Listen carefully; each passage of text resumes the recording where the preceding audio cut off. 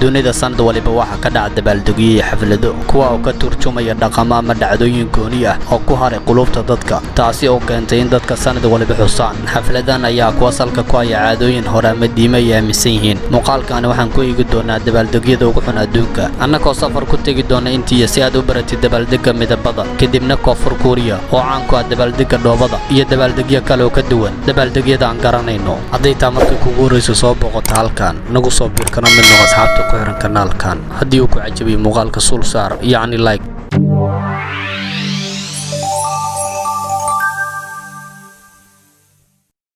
dabaaldega midabada gudaha India intuuga ayaa u dabaaldega bandhiga midabada dabaaldega wuxuu dhacaa inta lagu guda jiro bisha ugu dambeysay jadwalka Hinduuga sida caadiga ah waa bisha Maarso dabaaldegu wuxuu soconayaa 16 maalmood inta lagu guda jiro fasal xilliyeedka guga waana mid ka mid ah dabaaldegyada ugu caansan caalamka dadka ayaana wajiga isku marinaya kalar marka qaarna kor u seerinaya budo midaba kala jaad ah bandhigani waxaa loo yaqaanaa magacyo badan sida Holi Fako ama Holi Festival iyo ciida guga waxaan u soo daawasho taga dalxiisayaal badan oo daneenaya ka qaybgalka iyo daawashada ciyaartan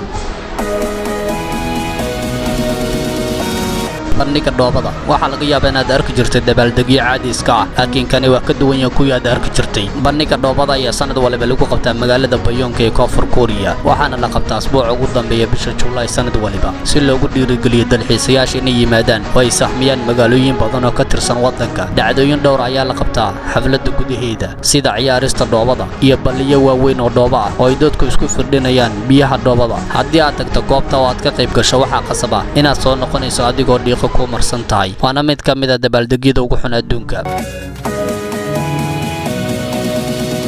ciida dabku socodka wadamada Greek iyo Bulgaria ayaa sanad walba lagu qabtaa ciidani dadka ayaana dul maraya dab dhimbilo nool ah waxayna dib ugu noqonaysaa arintani caadooyinkii hore waxayna leeyihiin waxa dab qabsaday kaniisada ay lahaayeen oo la oran jiray Santi Constantine dabka oo qabsaday inta badan qaybaha ay ka kooban tahay kaniisada durba waxa la isku hoolay in la damiyo dabka waana lagu guuleystay wixii markaa ka dambeeyay dadka Greek iyo Bulgaria waxay bilaabeen inay qabtaan ciisan Allah oo ay dadku ku dul soconayaan dab la shiday waxaana halka yimaada dad badan si ay u daawadaan arrinkani waana mid ka mid ah ciidaha iyo dabaaldegyada ugu xun adduunka dabaaldega yaanyada waxaa loo arkaa inay tahay mid ka mid ah ciidaha ugu muhiimsan dalka Spain mana aha kuwa ka soo qaybgalaya oo kaliya muwaadiniinta degan Spain laakiin waxa ka soo qaybgalaya dhammaan muwaadiniinta reer Yurub badankood kuwa u safraya Spain arbacada ugu dambeysay bisha Agoosto ee sanad kasta halkaas oo in ka badan 30,000 oo muwaadiniin iyo dalxiisayaal isugu jira ayaa waxay ciyaaraan ciyaar la isku tuuriyeenaya yaanyo iyagoo adeegsanaya ilaa 100 tan oo yaanya waxayna ciyaartu soconaysaa muddo 90 daqiiqo waxaan halka la keenayaa shixnada yaanya si ciyaarta baaquusiyaad asalka dabaaldega xafladan ayaan la hubin laakiin waxay soo shacbada qarniyo ka hor markii dadka deegaanka ay ku tuureen yaanyo gawaari maraysay wadada iyagoo dhigaya mudaharad looga soo horjeedo siyaasadaha qaar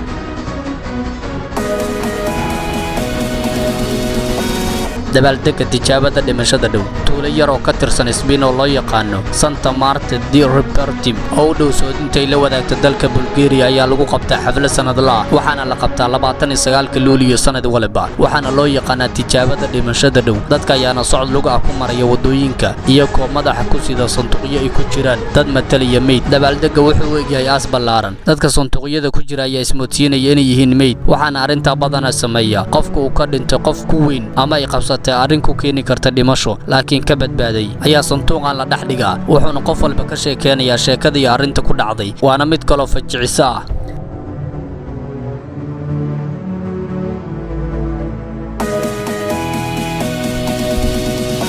dabaaldega buufinta biyaha wadamada adduunka qaarkood waxay u dabaaldegaan munaasabadani loogu magac daray buufinta biyaha taasi oo la qabto curashada sanadka cusub dabaaldegan ayaa inta badan ka dhaca oo caan ku ah wadanka Thailand waa xuska ugu weyn ee biyo buufinta ee ku faafay dunida ka qaybgalayaasha ayaa midka kale ku rusheynaya biyo waxayna soo jiidatay dalxiisayaal badani oo sanad walba halka taga kana qaybgala dabaaldegani sidoo kale maroodiyaal la midibeeyo oo la xardhay ayaa halka la keenaa kuwa oo dadku ku buufinaya biyo iyagoo halka loogu sii diyaariyaa biyo ku jiraan si dadka ay biyo ugu rusheeyaan biyaha ayaa ka mid ah asaasiyaadka nolosha oo aan qofna ka maarmin waana arrin israaf xad dhaaf ah dabaaldega Pamplona. Dabaaldegan ayaa ka dhacay magaalada Pamplona oo ka tirsan waddanka Spain. Dadka ayaana ku cararaya wadooyin ciriiri ah iyadoo ceersanaya lookiinsi waxayna ordayaan masaafo dhan 850 mitir ka hor intaysan tegin meesha xeyndaabka leh. ciyaartan ayaa socota muddo 8 maalin ah. dabaaldegan ayaa keena khatar weyn marka qaarna sababa dhimasho waana mid ka mid ah dabaaldegyada ugu khatarsan adduunka. dabaaldegan ayaa soo jiita dalxiisayaal fara badan oo sanad walba taga halka. waad ku maasantahay daawashada muuqaalkan.